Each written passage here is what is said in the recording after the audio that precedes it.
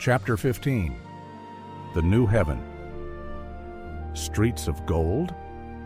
The city that isn't a city. Let's begin our journey to the end by looking at the last book of the Bible, Revelations. In this book, the author is describing the things he sees in a vision from God. When he gets to chapter 21, he sees some awesome, dramatic stuff happen. He sees the passing of heaven and earth. He sees a new heaven and earth form.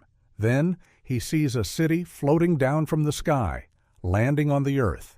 It is the New Jerusalem. Then he hears a voice out of heaven say that everything is different now, and there will be no more tears, no more death, no more pain. Then one of the angels takes him in for a closer view of the city.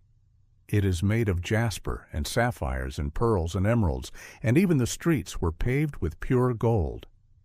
When I read this passage for the first time, I saw the same thing that my preacher had taught in church, which is a beautiful place to live forever.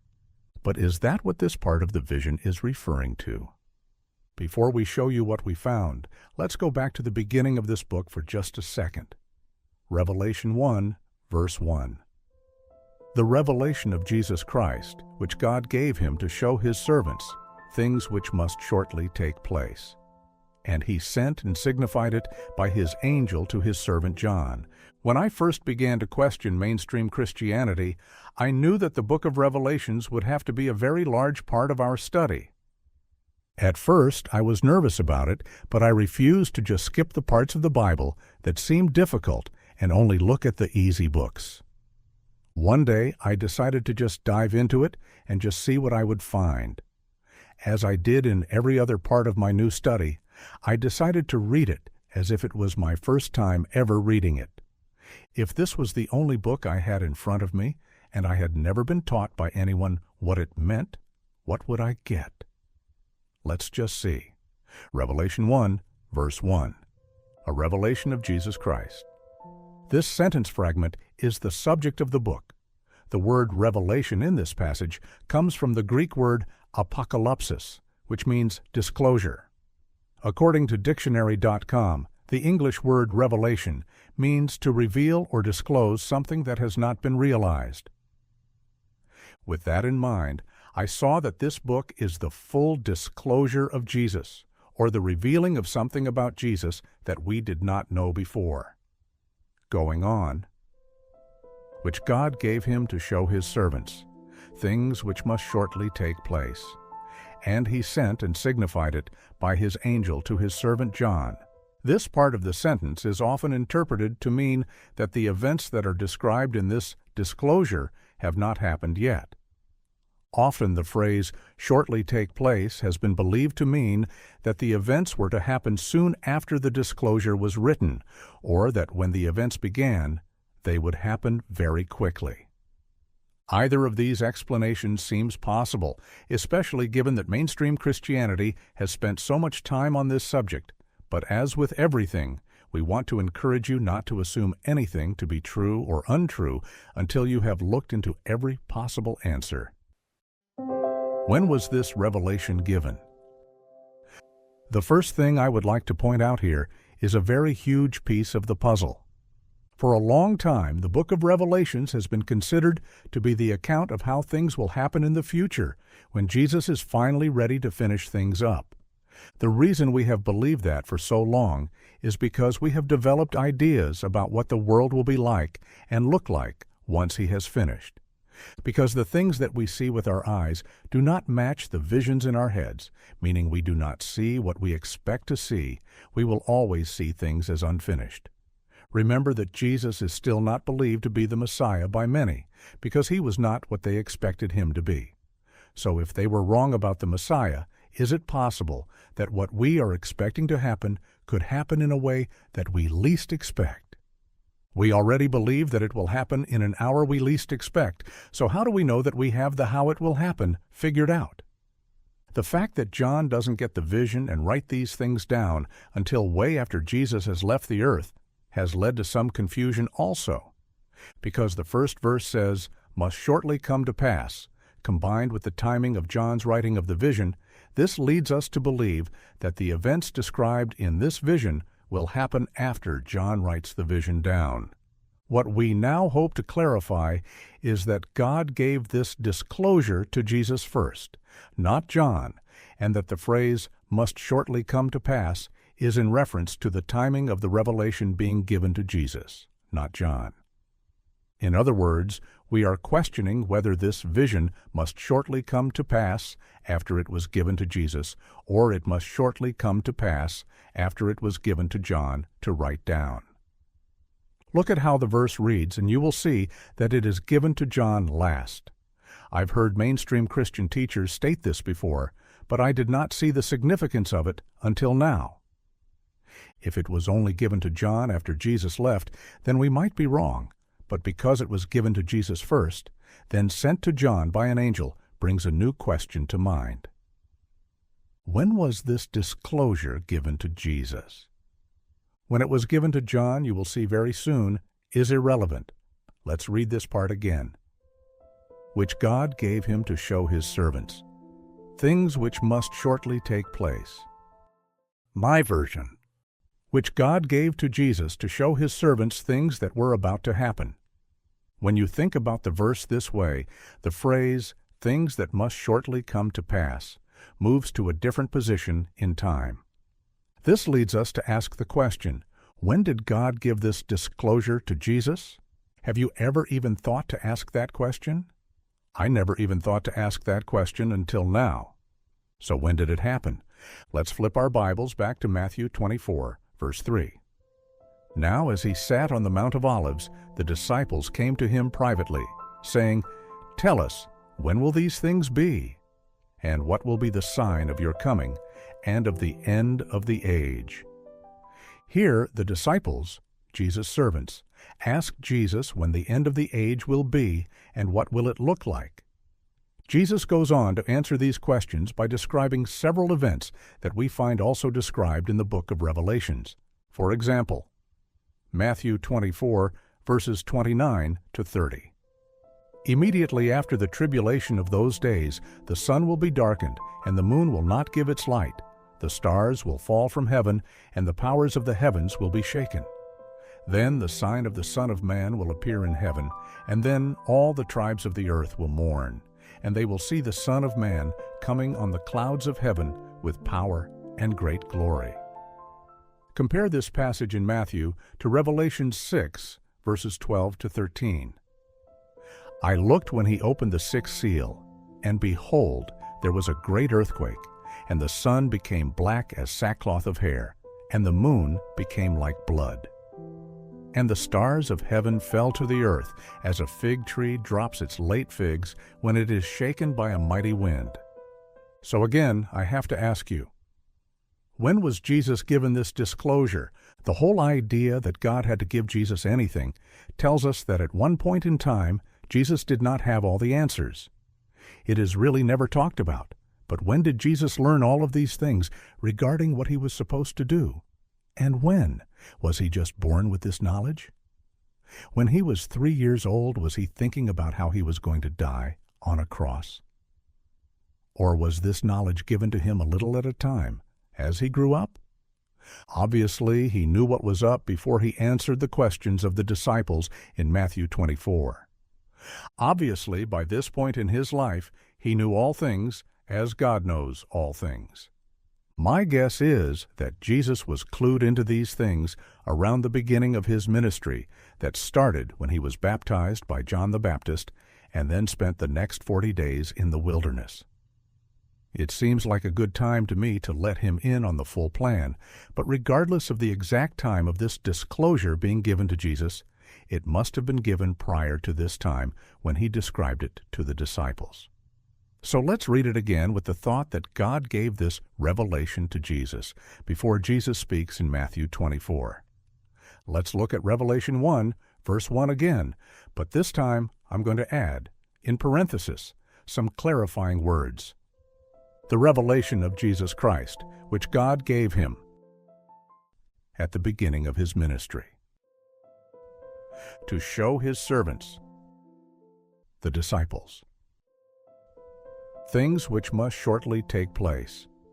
Jesus was given this revelation so that he could tell his disciples what was about to happen. How else could Jesus have quoted things that are in Revelations without having read it? The fact that John doesn't get this vision until well after Jesus is gone only lends to the timelessness of God. Why is this important?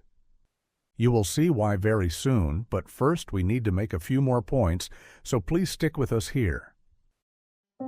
Is the book of Revelations literal or symbolic? Ask just about any mainstream Christian, and they will tell you that Revelations is very symbolic, but also contains passages that are meant to be taken literally. I used to see that as being true, but as with anything, the power of suggestion will often cause you to overlook things that are in plain sight. If the leader you trust says that this is literal, you will most likely never even think to second-guess his or her opinion. We hope that you will see some things in this section that will at minimum cause you to consider the possibilities that you were misled. As we said earlier, it is always best to consider every possibility and do not make a decision until you have heard all sides of the story first. Let's look at the last part of this passage. Revelations 1, verse 1. And he sent and signified it by his angel to his servant John. Not only is the timing of this disclosure a big clue, but the word signified in this verse is also a big deal. I have never heard any mainstream Christian teacher point this word out when discussing this book. You will not find this word in every English translation, but it is present in the Greek as the word semeno. I don't know why some versions leave it out, unless the translators just failed to see the word as significant. The word signify means to make known by signs. As soon as you begin to get into this book, it becomes very clear that this vision is written in signs and symbols when the writer begins transcribing what he sees. Here are a few obvious examples. Revelations 1, verses 12 to 16. Then I turned to see the voice that spoke with me. And having turned, I saw 7 golden lampstands, and in the midst of the 7 lampstands, one like the Son of Man, clothed with a garment down to the feet and girded about the chest with a golden band. His head and hair were white like wool, as white as snow, and his eyes like a flame of fire. His feet were like fine brass, as if refined in a furnace, and his voice as the sound of many waters. He had in his right hand 7 stars. Out of his mouth went a sharp 2-edged sword, and his countenance was like the sun shining in its strength. This is the first thing that John sees. Is it symbolic or literal? The symbolism is explained a couple verses later. Revelations 1, verses 19 to 20. Write the things which you have seen, and the things which are, and the things which will take place after this. The mystery of the 7 stars which you saw in my right hand, and the 7 golden lampstands. The 7 stars are the angels of the 7 churches, and the 7 lampstands which you saw are the 7 churches. Here the one speaking, Jesus, tells John to write down the things he has seen already, and whatever he sees now, and finally, whatever else he sees after this. You see, John saw lampstands. He didn't see 7 churches. Clearly this is symbolism. What about this? Revelations 12, verses 1 to 4. Now a great sign appeared in heaven, a woman clothed with the sun, with the moon under her feet, and on her head a garland of 12 stars. Then being with child, she cried out in labor and in pain to give birth. And another sign appeared in heaven. Behold, a great fiery red dragon having 7 heads and 10 horns, and 7 diadems on his heads. His tail drew 1/3 of the stars of heaven, and threw them to the earth. And the dragon stood before the woman who was ready to give birth, to devour her child as soon as it was born. He said, a great sign appeared in heaven. Was this woman literal or symbolic? What about the dragon? He sweeps 1/3 of the stars from the sky. That is a big dragon.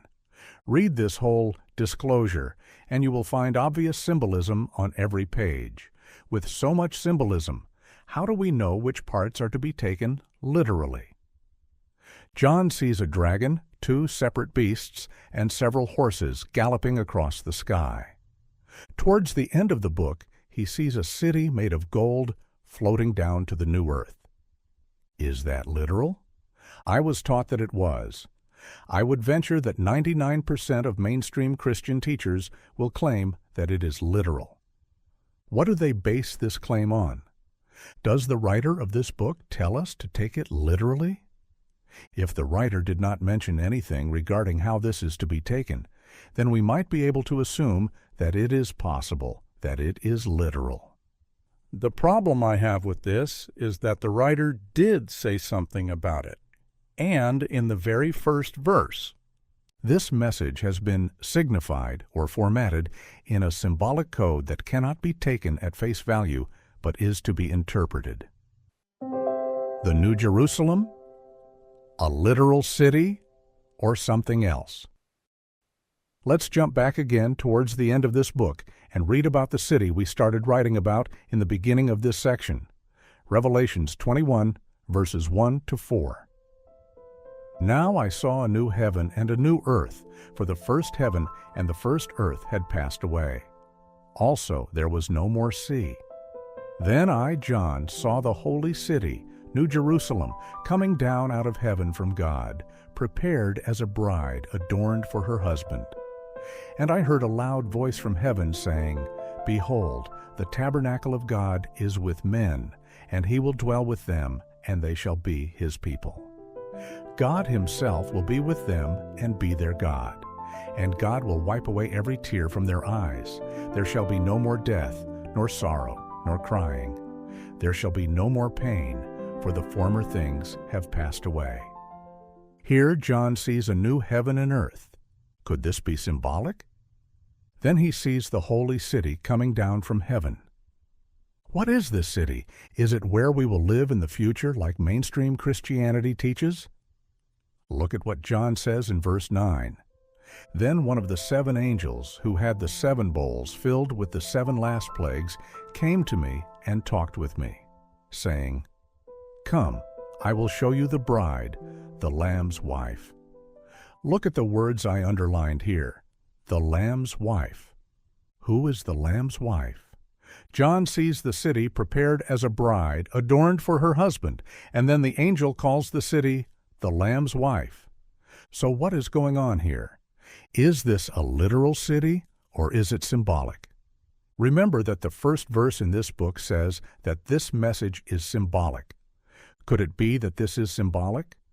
Most mainstream Christian leaders will tell you that we will live in this city forever.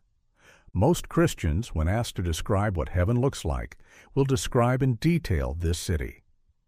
They believe this city is literal, but the angel calls it the Lamb's wife. We were taught that the bride of Christ is a symbolic term for God's people. Obviously, there is some symbolism here, but what does it mean? Is this a city or God's people? Is Jesus going to marry some golden streets? Let's refer to some other Bible passages and see if we can make sense of this. O Jerusalem! In the Old Testament, when God was speaking to his people, he said things like this in Isaiah 52, verse 1. Awake, awake! Put on your strength, Zion. Put on your beautiful robes, O Jerusalem, the holy city. For never again shall come to you uncircumcised and unclean ones. In this verse, God is speaking to Jerusalem. Is he talking to the city, meaning the buildings and streets, or is he using the name of the city symbolically in reference to the people of the city? Obviously, he is talking to the people. Jerusalem is a real city, but city names are very commonly used symbolically. For example, if you have ever been to a concert, often the band leader will at some point yell out, "Hello, New York City," and all of the people who identify with the city will shout back. That is what is happening in this verse. God is using the name of the city symbolically. So now back to Revelations. The angel shows John the New Jerusalem. Is it a literal city? If so, why does the angel call it the bride, which is obviously a term to reference his people?